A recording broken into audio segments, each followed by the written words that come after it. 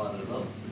ಆಮೇಲೆ ನಮ್ಮ ಜಿಲ್ಲಾ ನಾರಾಯಣಸ್ವಾಮಿ ಸಿ ಪಿ ಎಂ ನಾರಾಯಣಸ್ವಾಮಿನವ್ರಿಗೆ ಮತ್ತು ನಮ್ಮ ನಾರಾಯಣ ರೆಡ್ಡಿ ಅಣ್ಣವ್ರಿಗೆ ಇವರು ಶ್ರೀರಾಮ್ನವ್ರಿಗೆ ಎಲ್ಲರಿಗೂ ಧನ್ಯವಾದಗಳು ಹೇಳ್ತಾ, ಇಲ್ಲಿ ಅವರು ಅರಣ್ಯ ಇಲಾಖೆಯವರು ಏನು ಮಾಡ್ತಾರೆ ಅಂದರೆ ಮೈನರ್ ಫಾರೆಸ್ಟ್ ಇದೆ ಅಂತ ಎಲ್ಲರೂ ಒಕ್ಕಲೆಬ್ಸಕ್ಕೆ ನೋಡ್ತಾ ಇದ್ದಾರೆ. 1924 ಆಗ 3 ವರ್ಷಕ್ಕೆ ಮೈನರ್ ಫಾರೆಸ್ಟು 3 ವರ್ಷದ ಒಳಗಡೆ ನೀವೇನಾದರೂ ಅದನ್ನು ಫಾರೆಸ್ಟ್ ಆಗಿ ಕನ್ವರ್ಟ್ ಮಾಡ್ಕೊಳ್ತಾ ಇದ್ರೆ ಅದು ನಿಮಗೆ ಆ ಭೂಮಿ ಇರೋಲ್ಲ ಅಂತ ಹೇಳ್ತಾರೆ. ಆಮೇಲೆ 1929ರಲ್ಲಿ ಇನ್ನೊಂದು ಆದೇಶ ಮಾಡ್ತಾರೆ, ನೀವು 5 ವರ್ಷದ ಒಳಗಡೆ ನೀವು ನಾವೇನು ಕೊಟ್ಟಿದ್ದೀವೋ ಕಂದಾಯ ಇಲಾಖೆಯಿಂದ ಭೂಮಿಯನ್ನು, ಆ ಭೂಮಿಯಲ್ಲಿ ನೀವು ಮರ ಗಿಡ ಬೆಳೆಸಿ ಅರಣ್ಯ ಸಂರಕ್ಷಣೆ ಮಾಡಿಕೊಂಡು ನೀವು ಅದನ್ನು ಫಾರೆಸ್ಟ್ ಅಂತ ಡಿಕ್ಲೇರ್ ಮಾಡ್ಕೊಳ್ತಾ ಇದ್ರೆ ಅದು ಕಂದಾಯ ಇಲಾಖೆಗೆ ಹೋಗುತ್ತೆ ಆ ಭೂಮಿ ಅಂತ ಹೇಳ್ತಾರೆ. ಕೊನೆಗೆ ಒಂದು ಆದೇಶ ಮಾಡ್ತಾರೆ, ಅಟ್ಲೀಸ್ಟ್ 12 ವರ್ಷದಲ್ಲಾದರೂ ನೀವು ಅಲ್ಲಿ ನಾವು ಕೊಟ್ಟಿರುವಂಥ ಜಾಗದಲ್ಲಿ ನೀವು ಅರಣ್ಯ ಬೆಳೆಸದೇ ಇದ್ರೆ ಯಾವುದೇ ಕಾರಣಕ್ಕೂ ಆ ಭೂಮಿ ನಿಮಗೆ ಉಳಿಯಲ್ಲ, ಅದು ಕಂದಾಯ ಭೂಮಿಯಾಗಿ ಪರಿವರ್ತನೆ ಆಗ್ತದೆ ಅಂತ ಹೇಳ್ತಾರೆ. Indian forest act 1927 Indian forest act ಅಲ್ಲಿ ಇಷ್ಟೆಲ್ಲ ಇದ್ರು ಆಮೇಲೆ ನಮ್ಮದು ಅರಳುಕುಂಟೆ ಸ್ಟೇಟ್ ಫಾರೆಸ್ಟ್ ಆಗಿ ಹೆಂಗ್ ಮಾಡಿದಾರೆ ಅಂದ್ರೆ ಅಬ್ಬಳಿಗೆ ಕಿರು ಅರಣ್ಯ ಇತ್ತು. ಕಿರು ಅರಣ್ಯವನ್ನ 1931ರಲ್ಲಿ ಮಾಡಿದ್ರು. ಆಮೇಲೆ 1941ರಲ್ಲಿ ಅದಕ್ಕೆ ಕಂದಾಯ ಇಲಾಖೆ ಒಬ್ಬ ಅಧಿಕಾರಿ, ಆಮೇಲೆ ಅರಣ್ಯ ಅಧಿಕಾರಿ ಒಬ್ಬರು ಡಿಸ್ಟ್ರಿಕ್ಟ್ ಫಾರೆಸ್ಟ್ ಆಫೀಸರ್, ಆಮೇಲೆ ಒಬ್ಬರು ಫಾರೆಸ್ಟ್ ಸೆಟಲ್ಮೆಂಟ್ ಆಫೀಸರ್, ಇಷ್ಟು ಜನ ಸೇರಿಕೊಂಡು ಒಂದು ನೋಟಿಫಿಕೇಶನ್ ಆಗಿದೆ 1941. ಅದರಲ್ಲಿ ಎಲ್ಲ ಕ್ಲಿಯರ್ ಕಟ್ ಆಗಿ ಹೇಳಿದ್ದಾರೆ, 409 ಎಕರೆ 35 ಗುಂಟೆ ಅರಣ್ಯಕ್ಕೆ ನೀಡಿದೀವಿ ಅಂತ ಹೇಳಿದ್ದಾರೆ. ಯಾವ್ಯಾವ ಸರ್ವೆ ನಂಬರ್ ಅಲ್ಲಿ ಎಷ್ಟೆಷ್ಟು ಜಾಗ ಕೊಟ್ಟಿದ್ದೀವಿ, ಅಲ್ಲಿ ಏನೇನು ಬೌಂಡ್ರಿ ಲೈನ್ ಏನಿದೆ, ಅದಕ್ಕೆ ಮ್ಯಾಪ್ ಏನಿದೆ ಎಲ್ಲಾನು ಕ್ರಮಬದ್ಧವಾಗಿದೆ. ಇಷ್ಟೆಲ್ಲ ಇದ್ಕೊಂಡು ಇವ್ರು ಏನ್ ಮಾಡಿದಾರೆ ಅಂದ್ರೆ ಈಗ ಪ್ರಸ್ತುತ ಅರಣ್ಯವನ್ನು ಸರ್ವೆ ಮಾಡಿದಾಗ 1941 ನೋಟಿಫಿಕೇಶನ್ 409 ಎಕರೆ 35 ಗುಂಟೆ ಏನಿದೆ ಅದರ ಜೊತೆಗೆ 182 ಎಕರೆ ಅವರೇ ಎಕ್ಸಸ್ ಇದ್ದಾರೆ. ಅದನ್ನು ಬಿಟ್ಟು ಒಂದು 200-250 ಎಕರೆ ರೈತರ ಜಮೀನುಗಳನ್ನ ಕಬ್ಜಾ ಮಾಡಕ್ ಬಂದಿದ್ದಾರೆ. ಇದು ಎಲ್ಲ ದಾಖಲೆಗಳು ನಮ್ಗೆ ಸಿಕ್ಕಿದ ಮೇಲೆ ನಮಗೆ ನಮ್ಮ ಅರಣ್ಯದ್ದು ನಾವು ನೋಡಿದಾಗ ಎಲ್ಲ ಕಡೆನೂ ಇದೇ ರೀತಿ ಮಾಡಿದ್ದಾರೆ ಇವರು. ಎಂಟೈರ್ ನಮ್ಮ ಡಿಸ್ಟ್ರಿಕ್ ಅಲ್ಲಿ ಬೇರೆ ರೈತರಿಗೆ ಪಾಪ ಅವ್ರ ದಾಖಲೆಗಳನ್ನು ಹುಡುಕೋದ್ರಲ್ಲಿ ಸ್ವಲ್ಪ ವಿಫಲ ಆಗಿರ್ಬೋದು. ಇವರು ಎಲ್ಲ ರೈತರಿಗೆ ಮೋಸ ಮಾಡಿ ಅವ್ರನ್ನ ಯಾಮಾರಿಸ್ಬೇಕು ಅಂತ ರಾತ್ರೋರಾತ್ರಿ ಹೋಗೋ JCB ತಗೊಂಡು ಅಲ್ಲಿ ಆ ಜಮೀನನ್ನ ನಾವು ಒತ್ತುವರಿ ತೆರವು ಮಾಡಿಸಿದ್ದೀವಿ ಅಂತ ಹೇಳೋದು, ಈ ಥರ ಮಾಡಿಕೊಂಡು ಕೋಟ್ಯಾಂತರ ರೂಪಾಯಿ ದುಡ್ಡನ್ನ ಅವ್ಯವಹಾರ ಮಾಡಿದ್ದಾರೆ.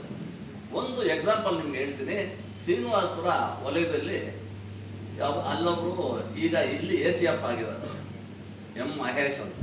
ಅವರು ಅಲ್ಲಿ ವಲಯ ಅರಣ್ಯ ಅಧಿಕಾರಿಗಳಾಗಿ ಅವರು 1 ಎಕರೆಗೆ 40,000 ಅಂತ ಏನೋ ಒತ್ತುವರಿ ತೆರವು ಮಾಡಿಸೋದು. ಇಂಥದ್ದು 2,750 ಎಕರೆ ಮಾಡಿದೀವಿ ಅಂತೇಳಿ ಹೇಳ್ತಾರೆ. ಅದು ಕ್ಯಾಲ್ಕುಲೇಟರಲ್ಲಿ ಆಗ್ತಾ ಇದ್ದಾಗ ಸೊನ್ನೆಗಳು ಜಾಸ್ತಿ ಬಂದ್ಬಿಡುತ್ತೆ, ಎಷ್ಟು ಅಂತ ಅರ್ಥ ಆಗಲಿಲ್ಲ. ನೀವು ಒಂದ್ಸಾರಿ ಕ್ಯಾಲ್ಕುಲೇಷನ್ ಮಾಡಿಬಿಡಿ. 1 ಎಕರೆಗೆ 40,000, 2,750 ಎಕರೆ ಮಾಡಿದೀವಿ, ಒತ್ತುವರಿ ತೆರವು ಮಾಡಿದೀವಿ ಅಂತ ಹೇಳ್ತಾರೆ. ಅದು ಬಿಟ್ಟು ಅದರಲ್ಲಿ ಗುಣಿ ತೆಗಿಯೋಕೆ ದುಡ್ಡು, ಆಮೇಲೆ ಗಿಡ ನಾಟಿ ಮಾಡೋ ದುಡ್ಡು, ಇಲ್ಲಿವರೆಗೂ ಯಾವುದೋ ಒಂದು ಗಿಡನೂ ಅಲ್ಲಿ ಉದ್ಧಾರ ಆಗಿರೋ ನಿದರ್ಶನ ಇಲ್ಲ. ಅಂದರೆ ಅಲ್ಲಿ ಒಂದೇ ರೇಂಜಲ್ಲಿ ಇವರು 50 ಕೋಟಿ ರೂಪಾಯಿಗಳ ಭ್ರಷ್ಟಾಚಾರ ಮಾಡಿದ್ದಾರೆ.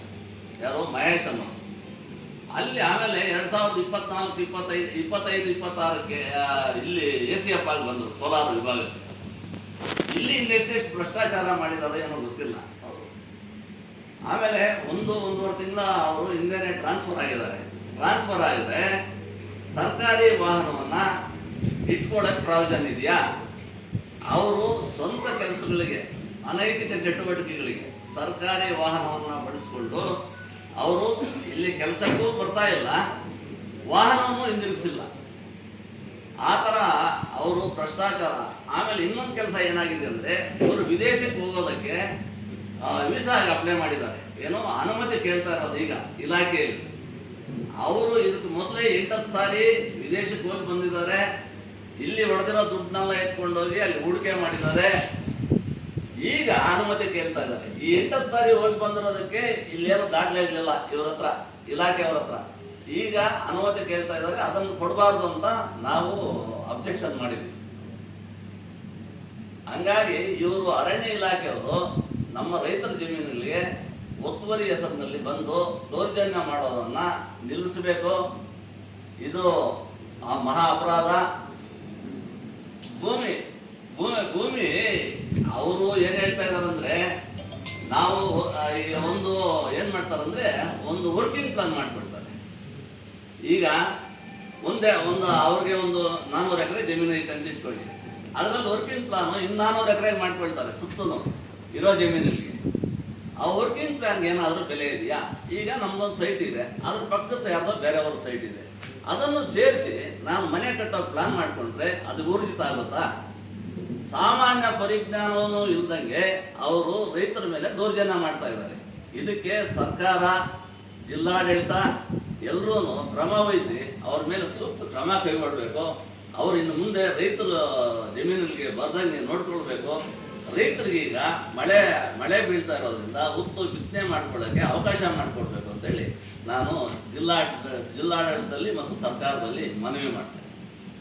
ಅವರು ಭೂಮಾಫಿ ಅಂತ ಹೇಳ್ತಾರಲ್ಲ ಸರ್, ರೈತ ಸಂಘದ ಹೋರಾಟಗಾರರು ಮತ್ತು ಪ್ರಕಾಶು ಮತ್ತು ನಿಮಗೆಲ್ಲರಿಗೂ ಸ್ವಾಗತ ಬಯಸ್ತಾ, ಈಗ ಪ್ರಮುಖವಾಗಿ ಕೋಲಾರ ಜಿಲ್ಲೆಯಲ್ಲಿ ಕಳೆದ ಒಂದು 4-5 ವರ್ಷಗಳಿಂದ ರೈತರ ಮೇಲೆ ಅರಣ್ಯ ಇಲಾಖೆಯವರು ದಾಳಿ ಪ್ರಾರಂಭವಾಗಿ ಇನ್ನೂ ಮುಂದುವರೆದಿದೆ. ಇದಕ್ಕೆ ಸಂಬಂಧಪಟ್ಟಂಗೆ ಕರ್ನಾಟಕ ಪ್ರಾಂತ ರೈತ ಸಂಘ ಮತ್ತು ಭೂ ಸಂತ್ರಸ್ತರ ಹೋರಾಟ ಸಮಿತಿಯಿಂದ 10 ಹೋರಾಟಗಳನ್ನು ಮಾಡಿದರ ಪರಿಣಾಮವಾಗಿ ಕೋಲಾರ ತಾಲೂಕಿನಲ್ಲಿ ಮೊದಲನೇ ಬಾರಿಗೆ ಒಂದು ಜಂಟಿ ಸರ್ವೆ ಮಾಡಬೇಕು ಅಂತ ಹೇಳ್ಬಿಟ್ಟು ಮಾನ್ಯ ಜಿಲ್ಲಾಧಿಕಾರಿಗಳಾದಂಥ ರವಿ ಸಾಹೇಬರು ಆದೇಶ ಮಾಡಿದರ ಹಿನ್ನೆಲೆಯಲ್ಲಿ ಮತ್ತು ಜಿಲ್ಲಾ ಉಸ್ತುವಾರಿ ಸಚಿವರಾದಂಥ ಸುರೇಶ್ ಅವರು ಜಿಲ್ಲಾ ಪಂಚಾಯತ್ ಸಭೆಯಲ್ಲಿ ಒಂದು ಆದೇಶ ಮಾಡಿದರ ಪರಿಣಾಮವಾಗಿ ಜಂಟಿ ಸರ್ವೆ ಆಯಿತು. ಆದರೆ ಇವತ್ತು ಜಂಟಿ ಸರ್ವೆ ಮುಗಿದ ನಂತರದಲ್ಲಿ ಫಾರೆಸ್ಟ್ ಅವರು ಜಂಟಿ ಸರ್ವೆಯಲ್ಲಿ ಭಾಗವಹಿಸಿದ್ರು, ರೆವಿನ್ಯೂ ಅವರು ಜಂಟಿ ಸರ್ವೆಯಲ್ಲಿ ಭಾಗವಹಿಸಿದ್ರು. ಆ ಜಂಟಿ ಸರ್ವೆಯಲ್ಲಿ ಬಂದಂಥ ಆದೇಶಗಳೇನಾಗಿದೆ ಅಂದರೆ 180 ಎಕರೆ ಫಾರೆಸ್ಟ್ ಅವರು ಎನ್ಕ್ರೋಚ್ ಮಾಡ್ಕೊಂಡ್ಬಿಟ್ಟಿದ್ದಾರೆ ರೈತರ ಭೂಮಿಯನ್ನು ಅಂತ ಹೇಳ್ಬಿಟ್ಟು ಬಂದಿದೆ ಸರ್ವೆ ಸ್ಕೆಚ್ಚಲ್ಲಿ. ಆದರೆ ಅದು ಬಂದು 4-5 ತಿಂಗಳಾಗಿದೆ. ಇಲ್ಲಿ ತನಕ ಜಿಲ್ಲಾಧಿಕಾರಿಗಳಾಗಲಿ ಇಲ್ಲಿನ ತಹಸೀಲ್ದಾರರಾಗಲಿ ಏನು ಫಾರೆಸ್ಟ್ ಅವರು ಕಬ್ಜಾ ಮಾಡ್ಕೊಂಡಿದ್ದಾರೆ, ರೈತರಿಂದ ಭೂಮಿಯನ್ನು ಕಿತ್ಕೊಂಡಿದ್ದಾರೆ, ಅದನ್ನು ಬಿಡಿಸುವಂಥ ಕೆಲಸವನ್ನು ಮಾಡಲಿಕ್ಕಾಗಿಲ್ಲ. ಅದರಿಂದ ಇಡೀ ರೈತರು ಇವತ್ತು ಮಳೆ ಬೀಳಲಿಕ್ಕೆ ಶುರುವಾಗಿದೆ. ಅಲ್ಲಿರ್ತಕ್ಕಂಥವರೆಲ್ಲನೂ ಉತ್ತು ಬಿತ್ತನೆ ಮಾಡಬೇಕಾದಂಥ ಕಾಲ ಇದು. ಈಗಲಾದ್ರೂ ಈ ಸರ್ಕಾರ, ಜಿಲ್ಲಾಡಳಿತ ಮತ್ತು ತಾಲೂಕು ಆಡಳಿತ ಈ ರೈತರ ಪರವಾಗಿರುವಂಥ ಕೆಲಸವನ್ನು ಮಾಡಬೇಕು.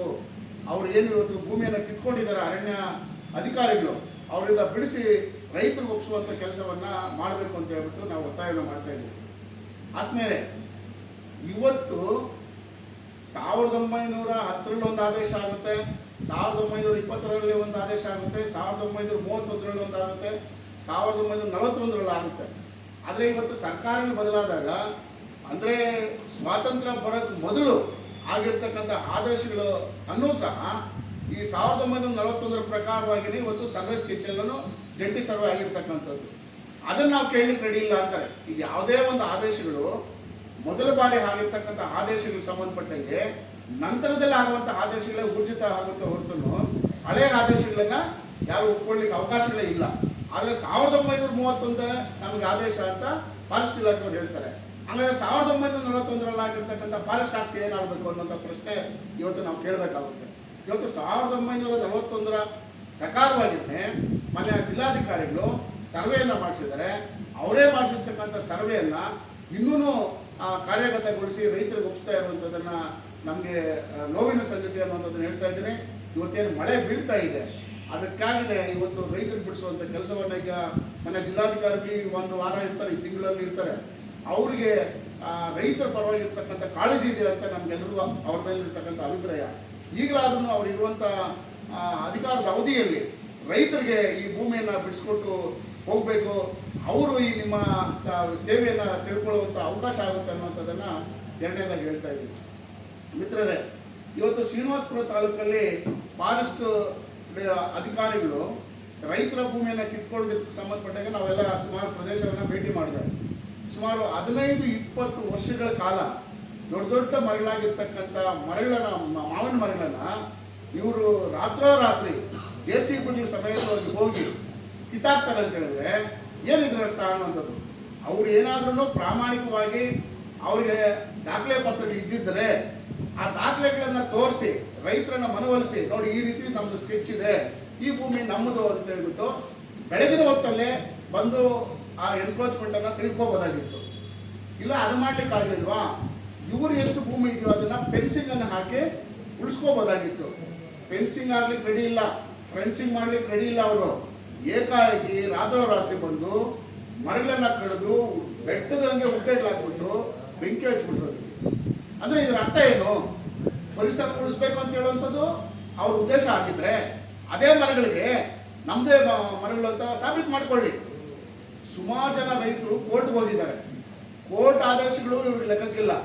ಇವತ್ತು ನಮ್ಮ ಪ್ರಜಾಪ್ರಭುತ್ವ ವ್ಯವಸ್ಥೆಯಲ್ಲಿ ಅತ್ಯುನ್ನತ ಸ್ಥಾನ ಹೊಂದಿರತಕ್ಕಂಥ ನ್ಯಾಯಾಂಗ ವ್ಯವಸ್ಥೆಯಲ್ಲಿ ಆದೇಶಗಳನ್ನು ಪಡೆದಿರ್ತಕ್ಕಂಥ ಹೈಕೋರ್ಟ್ ಆದೇಶಗಳನ್ನು ಪಡೆದಿರ್ತಕ್ಕಂಥ ರೈತರ ಭೂಮಿಯನ್ನು ಸಹ ಇವರು ಕಿತ್ಕೊಳ್ತಾರೆ ಅಂತ ಹೇಳಿದ್ರೆ ಇವರು ಯಾರ ಆದೇಶಗಳನ್ನ ಪಾಲನೆ ಮಾಡ್ತಾರೆ ಈ ಫಾರೆಸ್ಟ್ ಅವರು ಅನ್ನೋದನ್ನ ಪ್ರಶ್ನೆಯನ್ನು ಕೇಳಬೇಕಾಗುತ್ತೆ.